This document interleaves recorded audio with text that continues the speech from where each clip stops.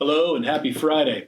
I'm Anson, and we are into our Advent series. We're calling it The King is Here, and we're looking at the story of the birth of Jesus from Matthew chapters 1 and 2. Last week it was kicked off by our community pastor, Tucker, who did a great job of showing us this genealogy, these 42 names from the history of Israel that led up to the birth of Jesus, showing us that he is a part of a greater plan that goes all the way back to Abraham, when God was choosing a people to represent him and to bring redemption to the world. And so we're in the story of the birth of Jesus, and in the next section of Matthew chapter 1, we have what is a very familiar part of the story, but when you stop and think about it for a minute, I think it requires a deeper level of reflection than we usually give it.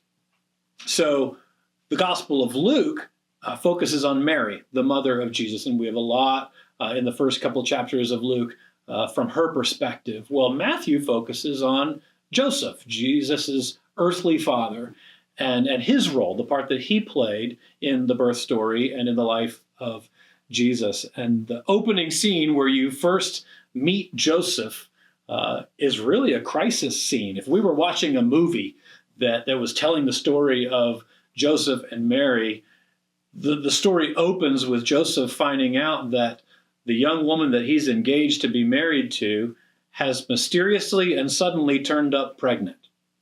Now, put yourself in that situation. How do you feel? If you're a young man, maybe you're engaged or maybe you're married, what if that happened to you? What would that be like? What were those conversations like between Joseph and Mary, and how did he respond to it? My sense is that had to be a pretty shocking disappointment for Joseph to discover that Mary, the woman that he was going to be married to, is pregnant, and he doesn't know how or why, and he wants to get the story.